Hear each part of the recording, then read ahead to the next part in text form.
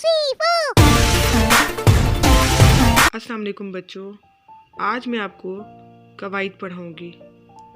कवायद में हम पढ़ेंगे लफ्ज़, कलमा, जुमला। पहले हम लफ्ज़ की तारीफ़ पढ़ लेते हैं। लफ्ज़ इंसान के मुंह से निकली हुई आवाज़ लफ्ज़ कहलाती है। इंसान के मुंह से निकली हुई आवाज़ लफ्ज़ कहलाती है। लफ्ज़ की जमा अल्फाज होती है। लफ्ज़ की जमा अल्फाज होती है। जिन अल्फाज के कुछ मायने होते हैं इन्हें कलमा कहते हैं। जैसे टाल मटोल में टाल कलमा है, गप शप में गप कलमा है। कलमे की जमा कलमात है। जिन अल्फाज के कुछ मायने नहीं होते इन्हें महमल कहते हैं। जिन अल्फाज के कुछ मायने नहीं होते इन्हें महमल कहते हैं।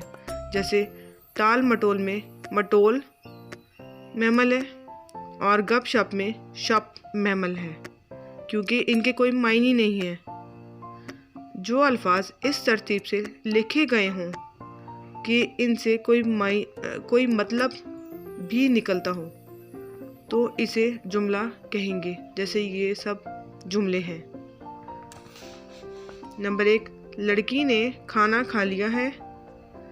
नंबर 2, बच्चों ने स्कूल का काम कर लिया था। नंबर 3, आज स्कूल में छुट्टी है।